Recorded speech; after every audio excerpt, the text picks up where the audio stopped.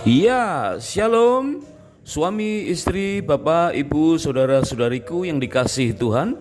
Pada episode kali ini kita akan belajar tentang bagaimana mendapatkan pengertian bahwa setiap pasangan sebagai dua pribadi yang utuh, jiwa, roh, dan tubuh.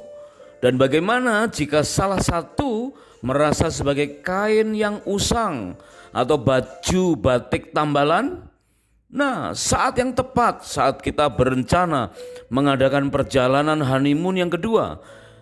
Channel ini ditujukan agar kita mendapatkan kesempatan untuk mengadakan perjalanan bulan madu yang kedua. Sebab saat-saat semacam itulah sebagai saat yang paling tepat untuk kita belajar dari kesalahan. Tentu dengan saling rendah hati dan banyak berbincang berduaan saja bersama dengan pasangan.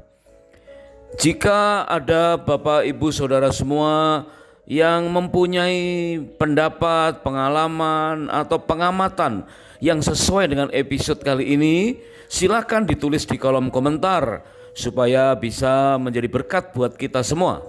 Nah, pada episode kali ini kita belajar seputar bagaimana sepasang suami istri seharusnya bisa merasakan sebagai dua pribadi yang utuh, baik itu keutuhan jiwa, keutuhan roh dan tubuh. Dan bagaimana jika salah satu merasa sebagai kain yang usang atau baju batik tambalan dan ingin utuh kembali. Yuk kita mulai episode ini. Setiap pasangan terdiri dari dua pribadi yang dari awalnya masing-masing mempunyai kesegambaran dan keserupaan dengan Tuhan. Itulah yang disebut sebagai imago Dei. Ya, pribadi yang hebat dan dahsyat. Sejak bahkan sebelum menikah, masing-masing seharusnya yakin dengan dirinya sendiri bahwa Tuhan sudah menciptakannya dengan amat sangat sempurna dan memperlengkapi dirinya dengan utuh dan mulia. Sebagaimana dalam Kejadian pasal 1 ayat yang ke-26 dan 27. Firman Tuhan berkata, baiklah kita atau Elohim berbincang menjadikan manusia menurut gambar dan rupa kita. Allah menciptakan manusia menurut gambarnya. Menurut gambar Allah diciptakannya dia, laki-laki dan perempuan diciptakannya mereka. Nah, dalam hal ini kita pasti pernah mendengar adanya nasihat bahwa jangan mencari pasangan sebagai pelengkap dari kekurangan kita. Karena masing-masing seharusnya tidak ada yang kurang. Kelebihan akan melengkapi kekurangan satu dengan yang lain. Nah, di dalam Kejadian pasal yang ketiga ayat yang ke-21, Tuhan memprakarsai adanya pemulihan di mana suami istri waktu itu yaitu Adam dan Hawa pernah jatuh dalam dosa dan hidupnya bagaikan kain yang usang, bagaikan kain batik yang robek, yang compang-camping. Maka dikatakan Tuhan membuat jubah kulit atau pakaian dari kulit binatang untuk Adam dan untuk istrinya, lalu mengenakannya kepada mereka. Wah, alangkah indahnya. Kejadian pasal yang ketiga ayat 21 ini merupakan cara Allah ya untuk menerima kembali ya pemulihan yang tadinya dialami oleh Adam dan Hawa dalam keadaan jatuh dalam dosa, kehilangan kemuliaan Allah. Namun sekiranya kita bisa memahami bahwa Adam dan Hawa bertobat sungguh-sungguh dan berjumpa dengan Tuhan untuk menerima pemulihan sebagaimana yang tercatat dalam Kejadian pasal 3 ayat yang ke-21. Dikatakan Tuhanlah yang melabas, Tuhanlah yang mengenakan jubah, gaun dan jas pengantin dari kulit binatang. Nah, kalimat-kalimat ini meneguhkan bahwa Tuhan sendiri yang punya inisiatif untuk memulihkan sebuah pernikahan yang awalnya mungkin berantakan karena mungkin kesalahan satu orang atau satu pihak atau kedua pihak dalam sebuah pasangan, sehingga dua-duanya sebagaimana Adam dan Hawa, dua-duanya jatuh dalam dosa. Tapi dikatakan Kejadian 3 ayat yang ke-21, Tuhan Allah membuat jubah kulit yaitu pakaian dari kulit binatang. Dan tentu ini memerlukan pengorbanan darah. Tuhan merelakan adanya pengorbanan mungkin 1 atau 2 ekor binatang, yang menggambarkan perlunya pemulihan itu melalui korban darah. Dan Tuhan Yesus lah yang akhirnya menggenapi itu semua. Yesus akhirnya sebagai Yehova Jireh, dia akhirnya memulihkan pernikahan yang di Kana di dalam Yohanes pasal yang kedua ayat 1 sampai dengan ayat yang ke-11. Pernikahan yang nyaris gagal karena kehabisan anggur. Maka Yesus sebagai Yehova Jireh, dia yang setelah mati mengorbankan darahnya, nyawanya, mati dan bangkit kembali, dia akhirnya terbukti mampu menyediakan anggur yang terbaik dalam seluruh segi kehidupan kita sampai akhir zaman. Apa yang diamanatkan oleh Ulangan pasal yang ke-24 ayat yang ke-5, ini merupakan tata cara bagaimana jika ada salah seorang atau dua-duanya dalam sepasang suami istri yang mengalami seolah-olah bajunya bagaikan kain yang rombeng, bagaikan kain batik yang compang-camping, maka Tuhan melabas, mengenakan gaun dan jas pengantin. Dan disebutkan dalam Ulangan 24 ayat yang ke-5 ini terjadi bagi seseorang yang baru saja menikah. Dikatakan selama 1 tahun harus fokus dengan pasangannya, harus fokus dengan pernikahannya untuk masing-masing saling menyenangkan atau saling menyukakan hati. Artinya saling topang menopang untuk mendapatkan keutuhan jiwa, roh dan tubuh dalam kehidupan mereka bersama. Masa honeymoon yang spesial dengan hati yang terbuka, tentu bukan hanya sekedar 1 tahun masa honeymoon, mungkin honeymoon hanya beberapa hari, tetapi milikilah kesempatan untuk menguliti kelemahan dalam berumah tangga, kelalaian pola bergereja sebagai keluarga rohani, dan menegur kesalahan di dunia kerja. Benar-benar masa bulan madu yang kedua merupakan sarana untuk melakukan introspeksi bersama dan rela belajar dari kesalahan. Mari kita ingat dan fahami bahwa sejak saat kita lahir, seharusnya kita telah menyadari bahwa diri kita ini sudah dalam keadaan yang utuh, supaya kita tidak berpengharapan salah dan kemudian kecewa dengan tidak munculnya kelebihan pasangan yang diharapkan memenuhi kekurangan kita. Menikah bukan untuk mencari kebahagiaan dari pasangan. Menikah jangan bertujuan agar berbahagia. Seharusnya setiap pribadi terlebih dahulu sudah ada dalam keadaan berbahagia sebelum menikah. Berbahagia dengan dirinya sendiri, barulah menikah dengan pasangan yang juga sudah berbahagia pula dengan dirinya sendiri. Di dalam Mazmur 139 ayat yang ke-14, firman Tuhan meneguhkan, "Aku bersyukur kepadamu, sebab aku dijadikan dengan dahsyat dan ajaib. Betapa ajaib apa yang kau buat dan jiwaku benar-benar menyadarinya." Sehingga setiap keluarga akan mengalami kebahagiaan yang sempurna dari Tuhan. Disinilah pentingnya pemulihan gambar diri atau citra diri yang sempurna dari Tuhan bagi setiap pribadi, bahkan sebelum menikah. Masing-masing hendaknya menyadari bahwa dirinya dahsyat dan ajaib. Senantiasa bersyukur dengan jiwa yang benar-benar menyadarinya. Betapa pentingnya bahwa masing-masing pribadi ada dalam keadaan utuh dan sudah berbahagia dengan dirinya sendiri. Nah, bagaimana jika ada pasangan yang merasa dirinya belum utuh, atau sempat merasa utuh tapi kemudian terrobek oleh peristiwa, oleh luka batin, oleh tindakan atau perlakuan orang-orang yang ada di atas otoritasnya, atau yang dilakukan secara berkelompok dan tidak sanggup untuk membalas atau melakukan pembelaan. Nah, inilah kesalahan yang selama ini terjadi. Mari kita belajar dari kesalahan semacam ini. Hal ini sering terjadi bagaimana jika ada pasangan yang merasa dirinya belum utuh. Seandainya ada pribadi yang merasa belum sempurna, maka terlebih dahulu harus mendapatkan pemulihan keutuhan hanya dari Tuhan, bukan mendapatkannya dari pasangan. Keutuhan pribadi kita hanya kita bisa dapatkan melalui perjumpaan dengan Tuhan, bukan dengan pernikahan dengan pasangan yang kita harapkan melengkapi kelemahan kita. Tuhanlah yang menyediakan pemulihan untuk menjadi utuh dan sempurna. Pemulihan bukan didapatkan dari pasangan, sebab Tuhan adalah sumber dari pemulihan dan kesempurnaan itu. Sebagai ilustrasi bagi penyediaan pemulihan dari Tuhan, digambarkan dari selembar kain batik yang terpampang di Museum Batik di Kota Pekalongan, Jawa Tengah. Di situ terpampang ada selembar kain batik tulis yang bermotifkan aneka ragam jenis batik yang selama ini pernah ada.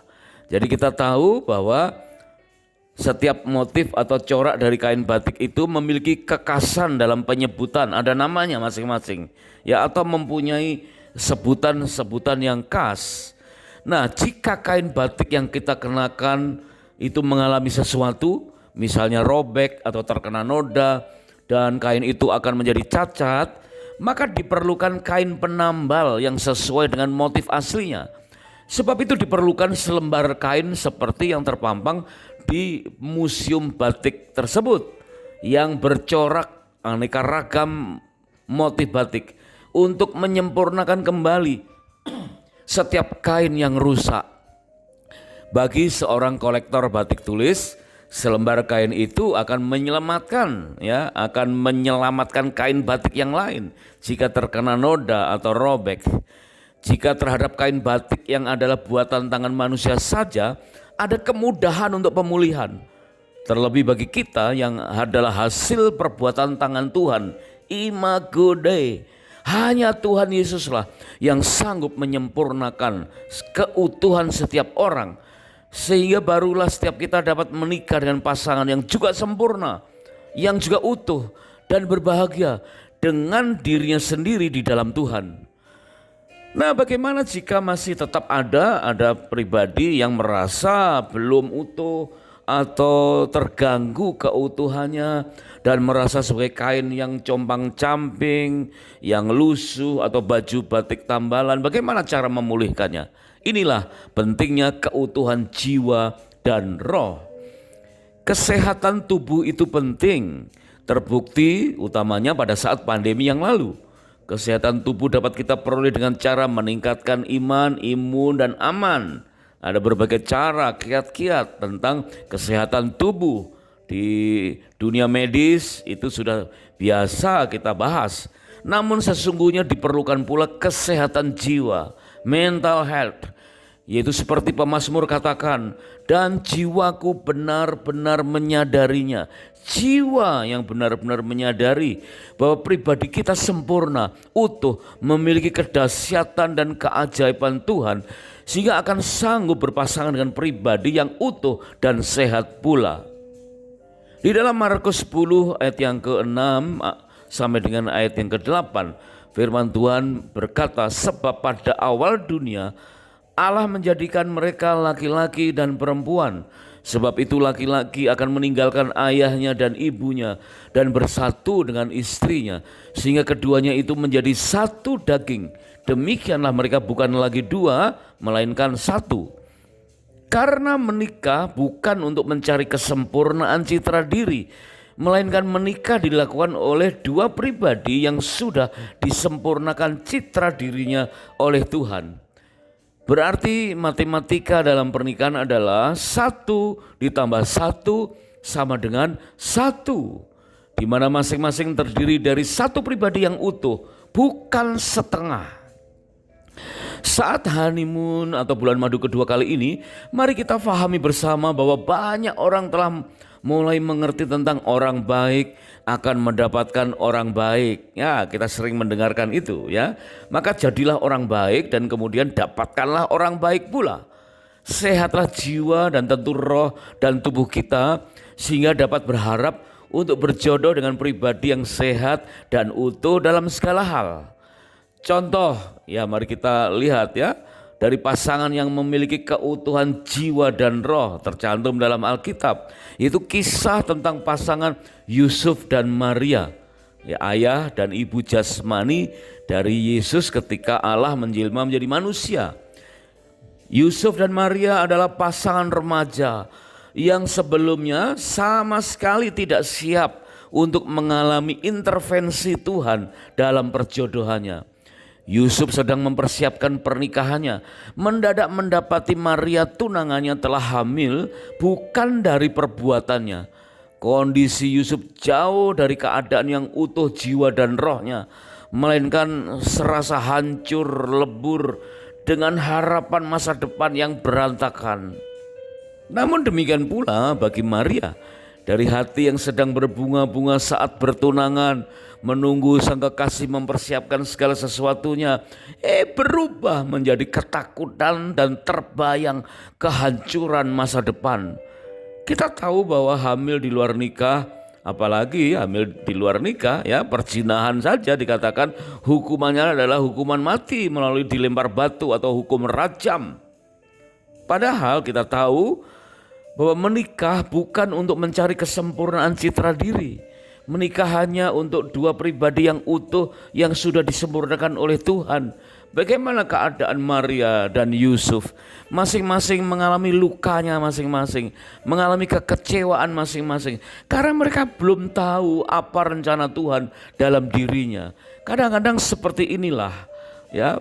Sebetulnya kita masih ada dalam keadaan utuh, tapi karena kita tidak tahu rencana Tuhan ke depan, maka seperti Maria, seperti Yusuf merasa keutuhannya itu terganggu dan rasa tertolak, rasa tidak berdaya. Keutuhan jiwa dan rohnya berubah menjadi tanda tanya besar. Di dalam Lukas 1 ayat 13 dikatakan, Maria, bagaimana hal itu mungkin terjadi? Ya, Maria menjawab pertanyaan atau perkataan malaikat yang mewakili Tuhan. Dikatakan, karena aku belum bersuami. Itulah keadaan Maria, ya, pergumulan Maria. Yusuf dan Maria perlu memperoleh kembali keutuhan jiwa dan rohnya, dan masing-masing harus mendapatkannya dari Tuhan. Pemulihan keutuhan bukan berasal dari kepandaian, pengalaman, atau upaya pribadi. Pemulihan bukan pula berasal dari bantuan manusia, tetapi dari perjumpaan dengan Tuhan melalui malaikatnya. Itulah yang dialami Yusuf dan Maria. Saat ini kita mudah untuk menilai bahwa keberadaan Maria sebagai sedang mendapatkan berkat yang besar, ya, sebagai ibu Yesus itu berkat yang terbesar di seluruh dunia. Sejatinya saat kejadian yang lalu itu, berkat besar yang diterima oleh Maria juga berdampak membawa sejumlah persoalan yang besar pula. Yusuf jadi calon suami yang juga mengalami sesuatu hal yang jauh melampaui kemampuannya untuk bisa ditanggung oleh kebanyakan pria lain. Yusuf perlu peran Tuhan. Maka malaikat menjumpai Yusuf untuk memulihkan keutuhan jiwa dan rohnya dan berkata, janganlah takut Yusuf. Anak yang di dalam kandungan Maria adalah dari Roh Kudus. Dialah yang akan menyelamatkan umatnya dari dosa. Matius 1 ayat 20 dan 21. Malaikat juga menjumpai Maria untuk memulihkan keutuhan jiwa dan rohnya dan berkata, Roh Kudus akan turun atasmu. Anak yang akan kau lahirkan itu akan disebut kudus, anak Allah. Lukas 1 ayat 35. Demikianlah berlaku bagi setiap pasangan. Hendaknya masing-masing mendapatkan keutuhan jiwa dan roh oleh sebab perjumpaan pribadi dengan Tuhan dan memahami ada tujuan Tuhan dalam hidup kita. Keadaan semacam itu secara real di hari-hari akhir ini pernah dialami oleh sepasang calon pengantin yang nyaris hampir membatalkan rencana pernikahan mereka. Ini sebagai salah satu kasus yang perlu kita ketahui, tentu tanpa menyebutkan nama dan lokasi mereka, ya, untuk menjaga privasi dari kisah ini. Kisahnya berawal saat seorang pemuda yang tampan dan cukup berada sedang jatuh cinta dengan seorang gadis cantik yang menjadi idola banyak orang, menjadi idola rekan-rekan sebayanya, dan sebut saja nama wanita itu Natalia. Maaf, ini tentu bukan nama sebenarnya.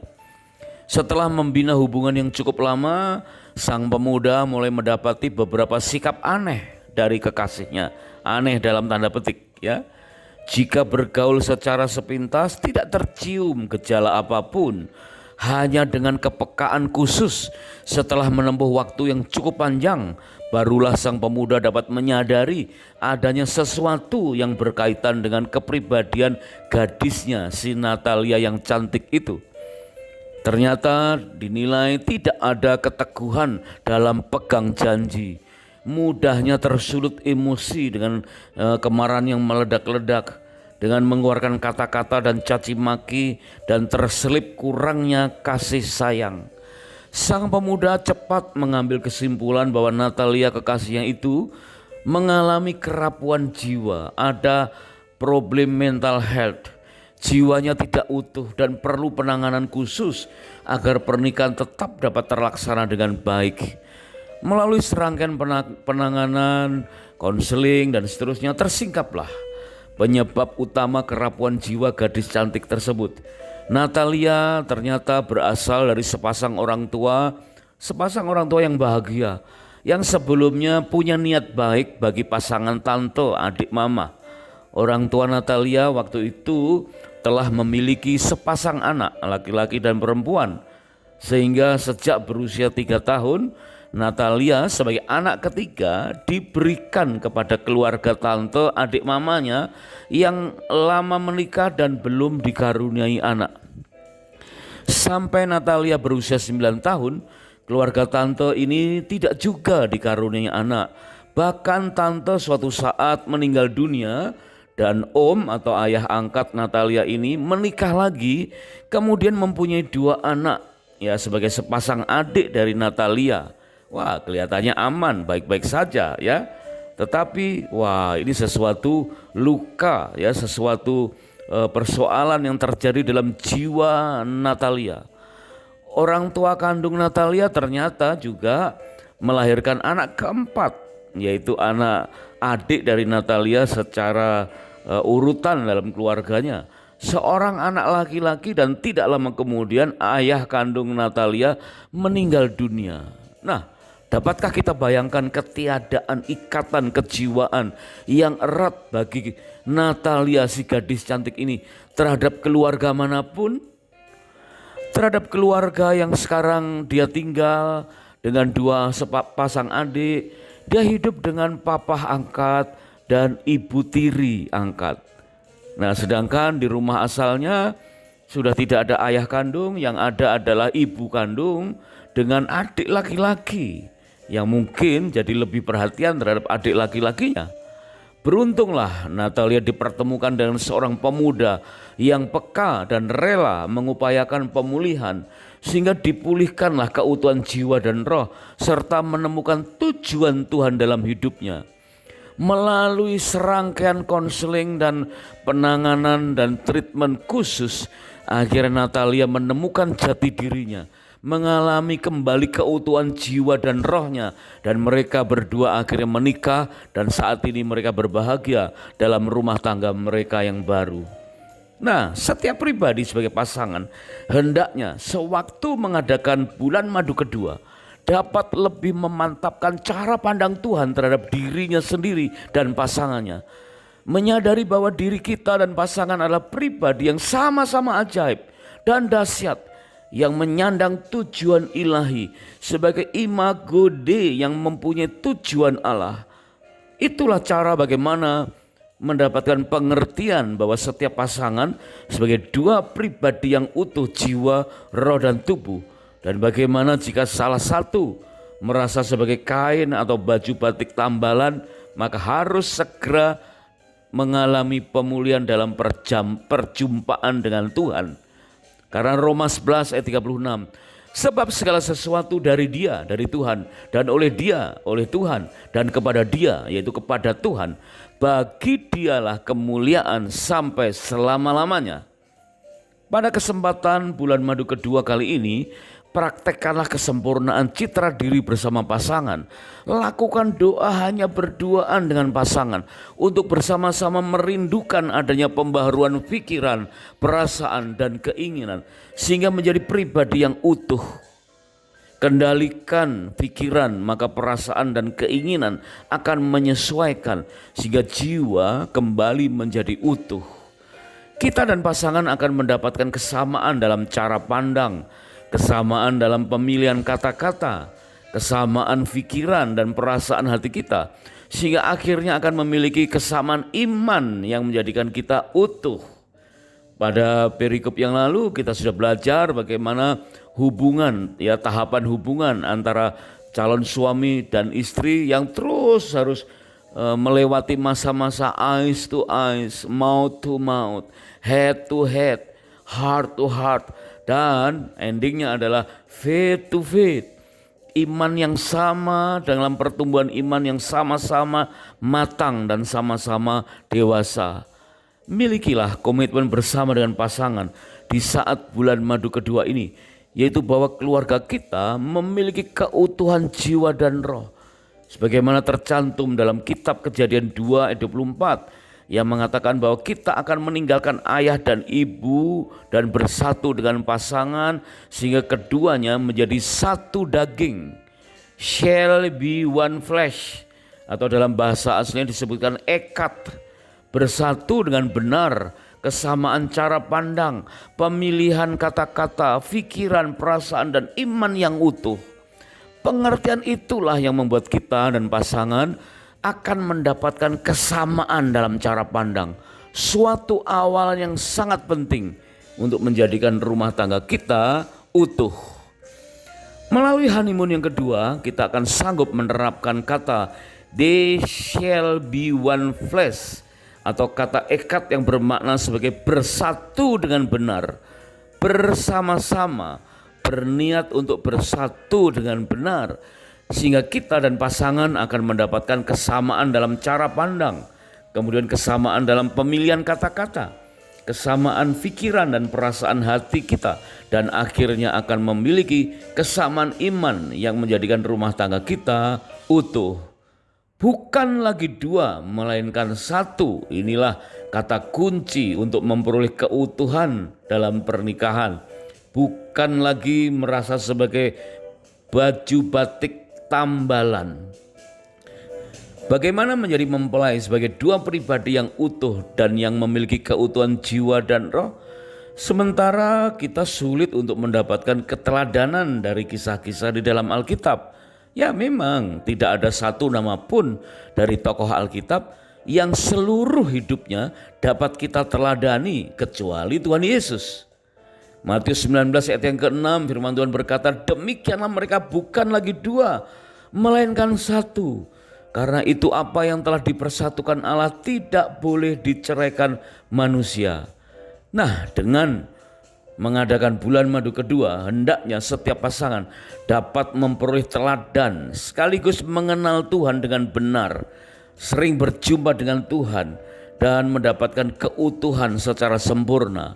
Sebab Tuhan disebutkan sebanyak 50 kali dalam Kejadian pasal 1 dan pasal 2 saja, agar kita dapat mengenal Tuhan sebagai pencipta dan Bapa, mengenal Allah dalam pribadi Tuhan Yesus yang mengatakan bahwa setiap mempelai bukan lagi dua, melainkan satu. Bersatu bukan berseteru. Ya, bersatu bukan berseteru. Mudah untuk saling menyangga, bukan menyanggah. Ingat apa yang dinubuatkan dalam kitab Yoel pasal yang kedua, yang ke-28 sampai dengan 31. Banyak kalimat yang mengatakan Tuhan akan, dikatakan aku akan mencurahkan rohku ke atas semua manusia. Aku akan, tentang akan dan akan, tentunya berawal dari keluarga dan sepasang suami istri yang takut akan Tuhan. Dan barang siapa berseru kepada nama Tuhan akan diselamatkan. Dan setiap orang yang dipanggil Tuhan akan termasuk orang-orang yang terlepas. Dan diawali dari suami dan istri yang memiliki bayi kesatuan, yang menghidupi kesatuan meskipun awalnya itu seperti makhluk kecil, tetapi akhirnya ya berkembang menjadi satu kesatuan yang sempurna, sehingga dua-duanya menjadi satu ikatan yang kuat. Nah, bukankah suami istri disebut sebagai bukan lagi dua, melainkan satu? Maka hendaklah kesatuan itu harus diawali dengan bersatunya pengertian bahwa masing-masing adalah sebagai satu pribadi yang utuh, seekat. Kesatuan bagaikan sebuah lengan, di mana sepasang suami istri sanggup memahami bahwa kesatuan yang sejati itu sudah ada dalam diri mereka. Kesatuan yang diibaratkan bersatunya rangkaian dari berbagai tulang dan otot dalam sebuah organ, misalnya lengan kita. Di antara beberapa tulang dan beberapa jenis otot bergabung pula berbagai pembuluh darah arteri, pembuluh darah vena, pembuluh getah bening, dan rangkaian syaraf dalam yang dibungkus oleh kulit jangat dan kulit luar. Bahkan kesatuan suami istri digambarkan sebagai gabungan dari berbagai organ yang berbeda. Namun keduanya adalah satu dan masing-masing adalah pribadi yang utuh. Mereka bukan lagi dua melainkan satu, menegaskan bahwa pernikahan yang berasal dari Tuhan adalah penyatuan dari seorang pria dengan seorang wanita, dan keduanya menjadi satu keutuhan yang sempurna. Tentang menjadi satu sebagai kewajiban merangkap hak istimewa, dan itulah sebagai nilai sebuah kemandirian. Nah, inilah suatu kesatuan yang terjadi ketika masing-masing sudah mengalami pemulihan dan bukan lagi merasa sebagai kain yang compang-camping, bukan lagi merasa kain batik yang robek, tetapi sudah berjumpa dengan Tuhan, ditambal dengan kuasa darahnya, dengan kasihnya. Dapatkah kita lakukan kasih pengampunan dan penerimaan yang akan menghapus ketiadaan kesatuan? Nah, inilah yang perlu kita dapatkan, ya. Ada satu contoh pasangan yang ada di dunia sekuler hari ini. Wah, ini sesuatu yang mungkin seperti joke, ya, tetapi ternyata memiliki makna yang sangat-sangat indah. Ya, kalau orang dunia saja bisa melakukan hal semacam ini, terlebih seharusnya kita. Ya, contohnya diberitakan oleh TV One yang tayang pada hari Sabtu tanggal 8 Juni 2019, jadi sebelum pandemi. Sepasang kekasih berkenalan saat menonton pertandingan sepak bola dari Timnas Garuda saat Indonesia melawan Malaysia di GBK Jakarta. Mereka kemudian berpacaran dan menikah, padahal saat laga tim nasional sebelumnya masing-masing berbeda idola. Suami menjagokan Persib, ya, Bandung, dan istri menjagokan Persija Jakarta. Berbeda secara tim lokal, tetapi dipersatukan saat Timnas Garuda melawan Malaysia.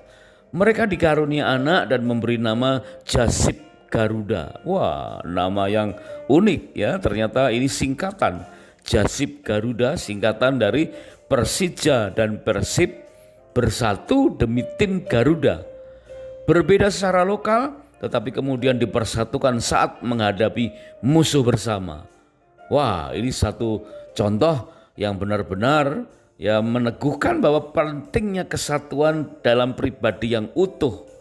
Mungkin mereka lupa bahwa yang seharusnya menjadi keutuhan utama mereka adalah menjadi mempelai dengan pribadi yang utuh, bukan sekedar dipersatukan karena melawan musuh sama dari luar negeri, dalam hal ini Malaysia, ya. Keutuhan yang tercermin dengan pola hubungan yang menyatu dengan sehat, sehingga dua pribadi yang utuh jiwa dan rohnya itu akan terjadi dengan sempurna, sehingga setiap pasangan sungguh-sungguh mengalami pernikahan itu adalah kesatuan dari pribadi yang masing-masing sebagai makhluk rohani yang berjiwa dalam tubuh yang bersifat sementara. Ya, kita tahu tubuh kita sementara, tetapi ingatlah bahwa kita makhluk rohani yang berjiwa, berarti ada pikiran, perasaan, dan keinginan yang perlu dipersatukan. Ya, jiwa yang utuh, yang tidak lagi mengalami luka batin, dan masing-masing bisa bersatu sehingga dua pribadi ini bisa membangun rumah tangga yang harmonis. Dan kesegambaran dan keserupaan dengan Tuhan menjadikan pasangan sebagai pribadi yang utuh, kasih sebagai sifat ilahi dalam berkeluarga. Masing-masing hendaknya menemukan gambar diri atau citra diri yang sempurna dari Tuhan, sehingga setiap pasangan adalah gabungan dari dua pribadi yang utuh. Nah, apa yang terjadi? Bulan madu memberi kesempatan buat kita untuk menjadikan kita masing-masing adalah pribadi yang utuh dan kemudian bisa bersatu menjadi satu pasangan yang utuh pula. Jangan lagi merasa sebagai batik yang compang-camping, tetapi meskipun batik itu tambalan, yakinkan bahwa kita ditambal oleh darah dan kasih Kristus. Sehingga dalam perjalanan bulan madu kedua kali ini, kita akan mendapatkan pembelajaran secara lebih terbuka di antara suami dan istri, sehingga mengalami keharmonisan sepenuhnya. Terima kasih sudah menyimak. Kami sangat bersukacita jika episode ini dapat menjadi berkat, dan berkenan untuk subscribe atau like, dan silakan di-share ke pasangan-pasangan yang lain. Jika ada kesaksian atau pendapat atau merasa diberkati dengan episode ini, silakan ditulis di kolom komentar supaya kita juga bisa diberkati bersama dengan yang lain. Sampai jumpa pada episode berikutnya, dan kiranya Tuhan Yesus memberkati pernikahan dan rumah tangga kita dengan anggur yang selalu baru, sebagai pribadi yang utuh dan rumah tangga yang utuh yang diberkati Tuhan dengan berlimpah-limpah-limpah. God bless.